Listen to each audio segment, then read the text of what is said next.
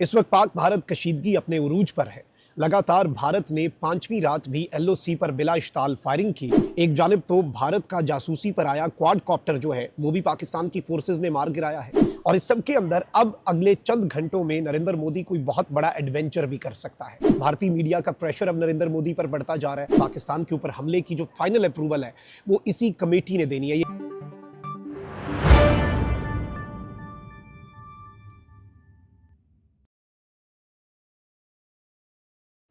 बिस्मिल्लाहिर्रहमानिर्रहीम, अस्सलाम वालेकुम। मैं हूं मखदूम शहाबुद्दीन। 29 अप्रैल 2025 मंगल का दिन।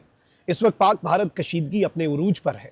लगातार भारत ने पांचवीं रात भी एलओसी पर बिला इश्ताल फायरिंग की, और कल रात होने वाली फायरिंग कदरे मुख्तलिफ थी, क्योंकि इस फायरिंग के अंदर भारत ने डायरेक्ट पाकिस्तान की चौकियों को निशाना बनाने की कोशिश की, लेकिन जवाब में भारतीय चौकियों के तबाह होने की इत्तलात भी है।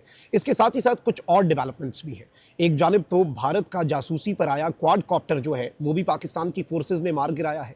ऑन ग्राउंड सूरत हाल क्या है? भारत के अंदर एक इंतहाई अहम तरीन मीटिंग बुला ली गई है, और अब पाकिस्तान जो है वो भी हाई अलर्ट पे है, और पाकिस्तान ने इस वक्त मुकम्मल तौर पर अपनी तैयारियां जो हैं वो चाहे एयरफोर्स की हो, चाहे नेवी की या चाहे आर्मी की, वो मुकम्मल कर ली है। और इस सब के अंदर अब अगले चंद घंटों में नरेंद्र मोदी कोई बहुत बड़ा एडवेंचर भी कर सकता है।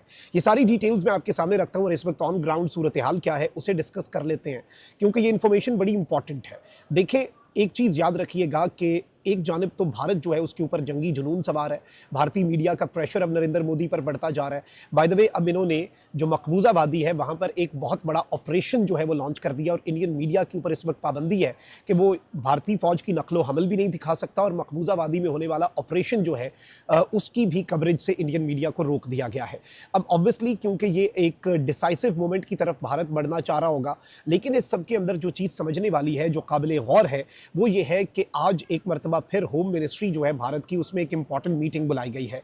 नरेंद्र मोदी ने कल सीसीएस जो है उसका एक मरतबा फिर इजलास बुला लिया है। ये सीसीएस जो है ये क्या है? ये जो कमेटी है ये कैबिनेट कमेटी ऑन सिक्योरिटी, और आपको याद होगा कि पहलगाम हमले के बाद ये कमेटी बैठी थी और इसने पाकिस्तान पर मुख्तलिफ पाबंदियाँ लगाई, जिस पर फिर आपको मालूम है कि पाकिस्तान ने भी जवाब दिया और उसी तरह की पाबंदियाँ लगाई, बल्कि पाकिस्तान ने भारत की एयर स्पेस जो है वो भी बंद कर दी थी।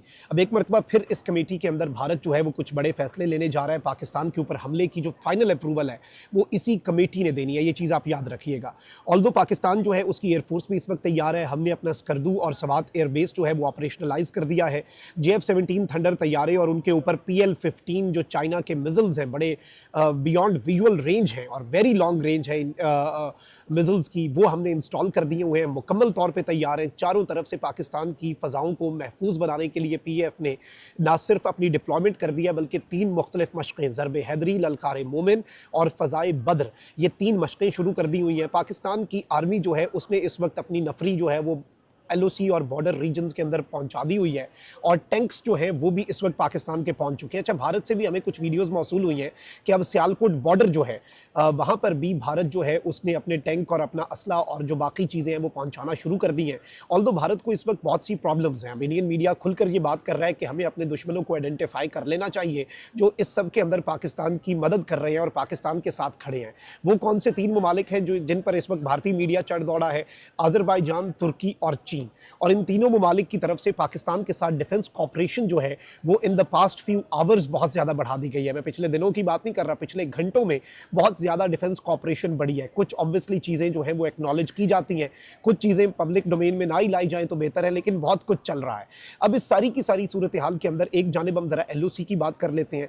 कल एक मरतबा फिर लगातार 5वीं रात भारत ने LOC के ऊपर सीज़ फायर वायलेशंस जो है वो की, और बहुत बड़े पैमाने पर की। कल रात जो डिफरेंट था हमारे लिए वो ये था कि भारत ने सर्च लाइट्स लगाकर, फ्लड लाइट्स जो होती हैं वो लगाकर फायरिंग की, ताकि वो चाह रहे थे कि पाकिस्तान की फोर्सेस जो हैं उनकी चौकियों को वो निशाना बना सकें और नुकसान हो हमारी साइड पे। लेकिन वही बात है कि जिसे अल्लाह रखे उसे कौन चखे।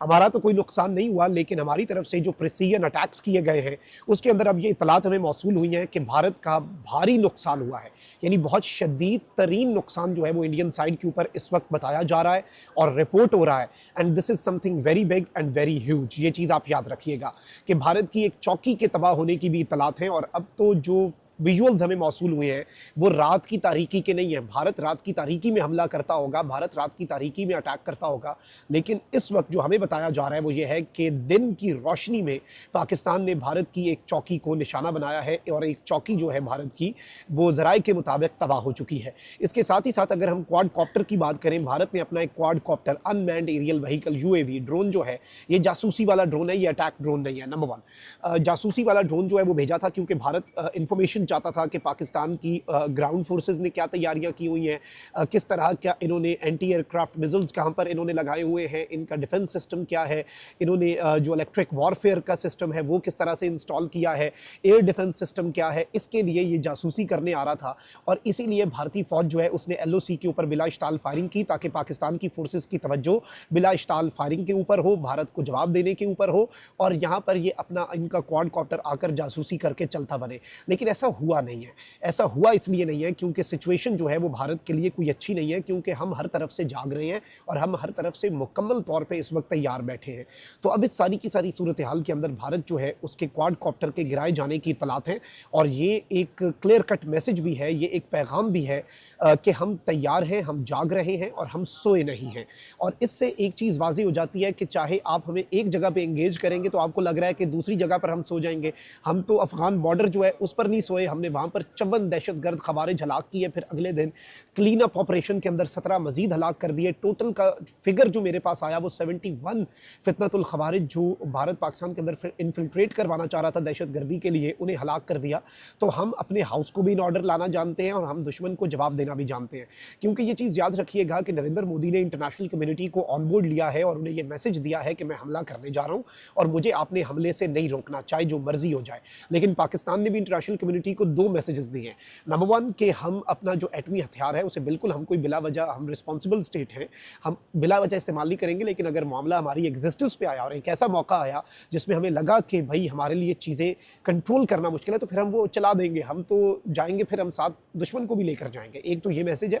वहीं दूसरी जानिब अल्लाह ना करे इस तरफ नौबत आए, लेकिन अगर भारत स्ट्राइक करता है तो पाकिस्तान की पॉलिसी बड़ी वाज़ेह है। देखिए, भारत की स्ट्रैटेजी ये होगी कि भारत स्ट्राइक करे और उसके बाद इंटरनेशनल कम्युनिटी आ जाए बीच में और वो कहे कि दोनों साइडों को कॉलें खड़क जाएं, अमेरिका, बरतानिया और दोस्त ममालिक की तरफ से कि जी आप तहम्मुल का मुजाहरा करें, ये हो गया, वो हो गया।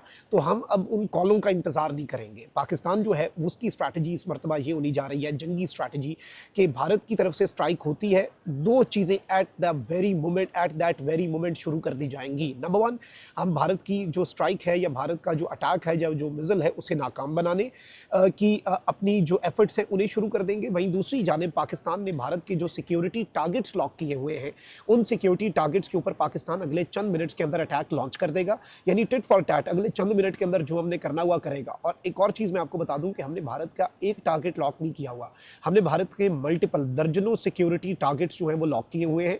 और भारत के जो दर्जनों सिक्योरिटी टारगेट्स हमने लॉक किए हैं उसका मतलब ये है कि यहाँ पर अगर एक अटैक होता है और भारत एक जगह को टारगेट बनाता है तो हम 4 मुख्तलिफ जगह जो है उन्हें टारगेट बनाएंगे। ये पाकिस्तान ने अपनी पॉलिसी जो है बहुत क्लैरिटी के साथ इंटरनेशनल कम्युनिटी को वाजे कर दी है और एक बहुत क्लियर कट मैसेज जो है वो भी जा चुका है।